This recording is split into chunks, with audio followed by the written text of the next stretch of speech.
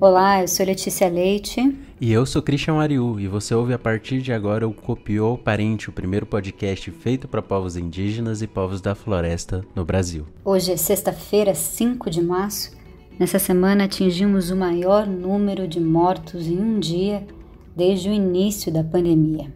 1.910 pessoas morreram vítimas da Covid-19. Vítimas que poderiam ter sido salvas se tivéssemos nesse momento uma política eficiente e articulada de enfrentamento à Covid-19. Mas não temos. E no pior momento da pandemia, o governo Bolsonaro segue buscando de todas as formas acabar com os direitos indígenas. No Copiou de hoje a gente vai contar para vocês um resumo importante da reunião da Frente Parlamentar Indígena que aconteceu nesta quinta-feira para tentar barrar uma norma publicada pelo IBAMA e FUNAI que abre espaços para alterar o direito fundamental dos povos indígenas, o usufruto exclusivo de suas terras. Não queremos parceria com o fazendeiro.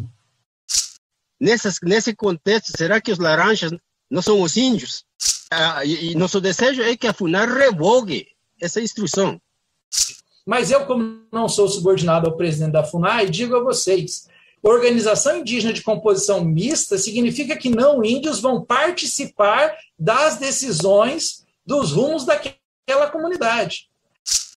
A Constituição é muito clara em definir que os recursos do solo, dos rios e dos lagos, eles são de usufruto exclusivo dos indígenas, né? Isso pertence única e exclusivamente aos povos indígenas.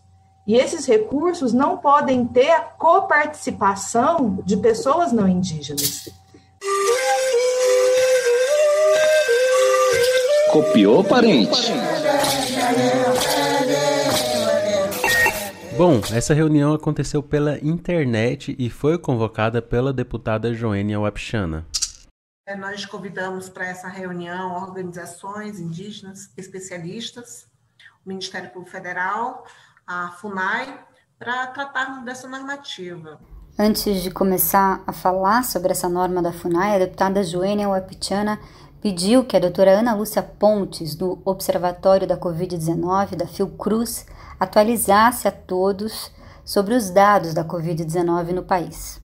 Na curva de casos da Covid, a gente chega agora num patamar que está acima do pico do ano passado, que foi em meados de julho e agosto. Então, conforme a deputada ressaltou, né, a gente já bateu a média móvel de casos, né, a gente teve já uma semana com média atingindo 1.200 casos e já atingimos mais de 42 dias com mais de 1.000 casos novos, mortes, de 1.000 mortes por dia, com uma média de 1.200 mortes por dia, né, sendo que agora a gente está num escalonamento aí, atingindo a cifra de ontem de 1.900 mortes. É isso mesmo, 1.900 brasileiros morreram de Covid-19 em um único dia. A doutora Ana Lúcia comparou a média de mortes do ano passado e também a taxa de ocupações dos leitos de UTI.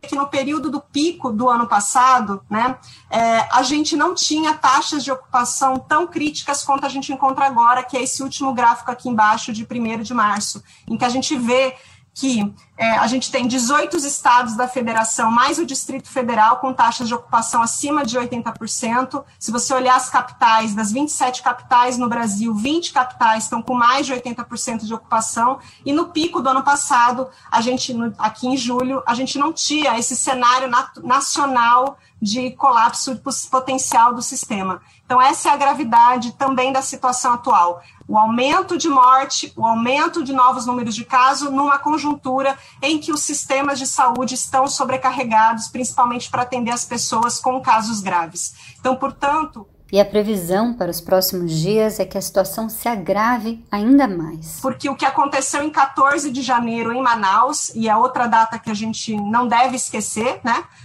Que foi o dia em que a gente teve em todas as manchetes aquela situação de desespero das famílias procurando oxigênio para os hospitais, e isso pode estar acontecendo em breve numa escala nacional.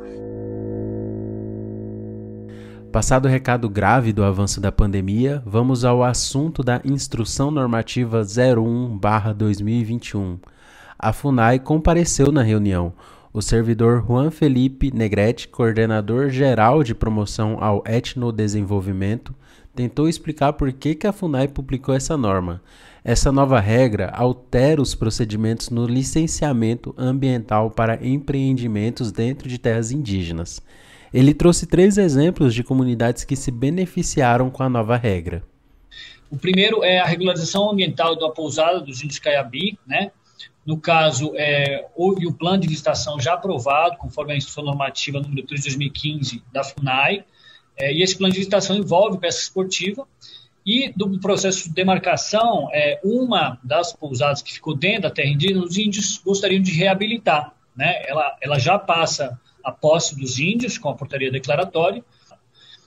Outro tema que viemos acompanhando há muito tempo é a regularização ambiental da carcinicultura potiguara.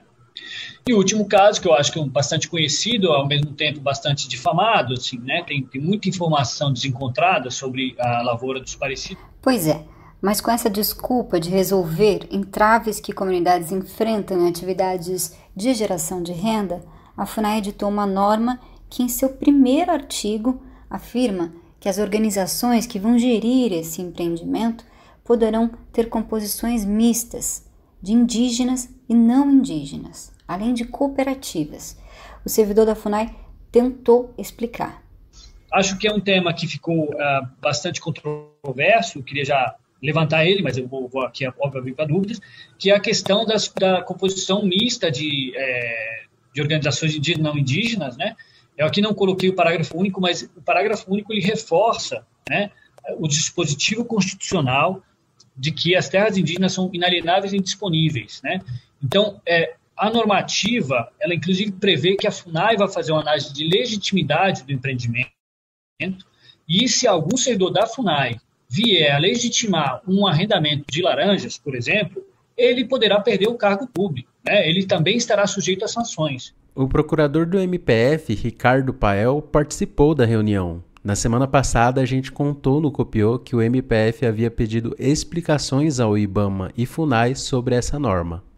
Fomos surpreendidos, não só o senhor deputado Agostinho, mas o MPF também, foi surpreendido com essa instrução normativa conjunta número 1, que trouxe essa excrescência inconstitucional e ilegal chamada organização mista de indígenas e não indígenas. Essa previsão de organização mista, ela é inconstitucional por ela contrariar diretamente o usufruto exclusivo previsto no artigo 231 da Constituição.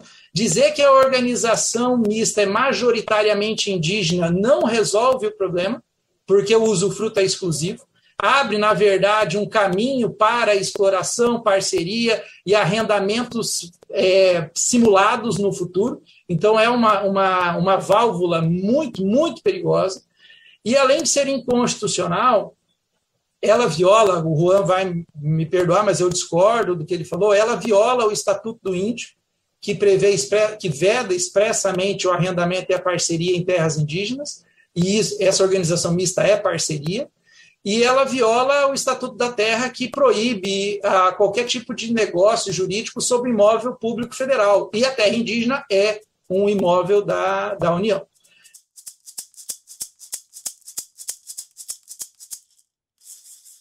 O Timbeque Arara também participou da reunião. Ele vive na terra indígena mais ameaçada, campeã de desmatamento que sofre há anos com a retirada ilegal de madeira, a terra indígena Cachoeira Seca, no Pará. Ele comentou sobre essa instrução normativa. Eu me chamo Timbeque Todem Arara, sou presidente da Associação Covid, né? Meu nome é Timbeque Todem. Estou muito preocupado que a FUNAI nos abandonou, né? Sou contra essa instrução normativa. Não queremos parceria com o fazendeiro. Antes da FUNAI fazer nova, ela deve agir, cumprir com seus compromissos, né? E o que o Estado deveria estar fazendo, né, Timbeque? A desintrusão do nosso território, Cachoeira Seca, o mais rápido possível, porque nós estamos sofrendo muita pressão do fazendeiro e garimpeiro e madeireiro. A Articulação dos Povos Indígenas do Brasil, a APIB, também participou da reunião. Ouça o recado que o Paulino deixou. E nosso desejo é que a FUNAI revogue essa instrução e que se debruce para a implementação da Política Nacional de Gestão Ambiental e Territorial nas terras indígenas, né? Dando direito, de fato, aos povos indígenas a serem coparticipantes, mais uma vez, na formação social e econômica desse país, que já demonstraram durante 500 anos que tem condições. Tanto é que a natureza que está aí em pé ainda é graças aos povos indígenas. Agora a gente vai ouvir os argumentos da advogada do ISA, Juliana Batista, que também foi convidada a participar dessa reunião. Aqui tem um parecer da FUNAI de 2020, é o parecer número 3 de 2020. Esse parecer, ele diz que o artigo 1º da Lei 11.460 de 2007, né, que veda a plantação de organismos geneticamente modificados em terra indígena, que proíbe a plantação de transgênicos em terras indígenas, e isso também nos preocupa. Por quê? Porque os transgênicos, eles podem contaminar culturas milenares dos povos indígenas, podem contaminar sementes crioulas que só os povos indígenas possuem hoje em dia. E isso também fazer com que haja uma redução da biodiversidade e uma redução, inclusive, da segurança alimentar dessas comunidades que dependem dessas sementes para ter as suas roças tradicionais e os seus meios de subsistência. Muito. Esse parecer número 3 de 2020, né, que diz aí que essa vedação de plantação de transgênico em terras indígenas seria supostamente inconstitucional, a indicar que a FUNAI poderia estar licenciando atividades transgênicas dentro de terras indígenas. A bancada do PSOL na Câmara dos Deputados já protocolou uma PDL, Projeto de Decreto Legislativo, com o objetivo de suspender essa instrução normativa.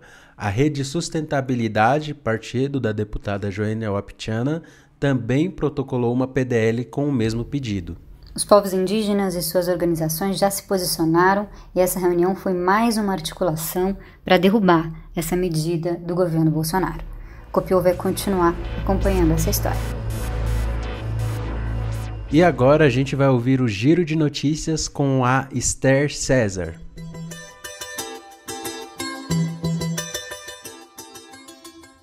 Após receber do governo Bolsonaro uma lista com projetos prioritários, o presidente da Câmara dos Deputados, Arthur Lira, indicou que deve colocar para votação, já agora em março, alguns temas graves encaminhados pela bancada ruralista e que afetam diretamente os povos indígenas, as comunidades tradicionais e o meio ambiente. São eles o Projeto de Lei 2633 de 2020, mais conhecido como PL da Grilagem, e o Projeto de Lei 3729 de 2004, que pretende flexibilizar o licenciamento ambiental sobre empreendimentos com impactos socioambientais. De acordo com informações apuradas pelo jornal Valor Econômico, a intenção é aprovar ainda em março o PL da Grilagem e, em seguida, o de licenciamento. Uma reportagem e um documentário da BBC News Brasil, divulgados no dia 26 de fevereiro, levou o ministro do Supremo Tribunal Federal, Luiz Roberto Barroso, a determinar, nesta terça-feira, que a Procuradoria-Geral da República, a PGR, e a Polícia Federal investiguem tentativas de vendas ilegais de terras indígenas protegidas na Amazônia. Entre as terras colocadas à venda está a terra indígena Uruê-Uauau, que fica em Rondônia e é uma das mais afetadas pelo avanço da Covid-19 por causa da presença de invasores. O anúncio das terras foi feito no Facebook e permanece lá mesmo após a publicação da reportagem e da determinação do ministro. Obrigada, Esther. A gente fica por aqui. Hoje é sexta-feira, 5 de março. Eu sou Letícia Leite. Você acabou de ouvir o Copiô Parente, o primeiro podcast feito para povos indígenas e povos da floresta no Brasil. Este episódio teve a produção de Letícia Leite e da Esther César. A edição de áudio é minha. As artes para as redes sociais são do Gilmar Terena. Segue a gente lá no Instagram, Twitter e Facebook no @copiôparente. A gente agradece a Ana Paula Sabino por sempre compartilhar com o Copiô as informações, áudios e a agenda da Frente Parlamentar. E é sempre bom repetir: vacina parente. E até semana que vem. Copiou, parente?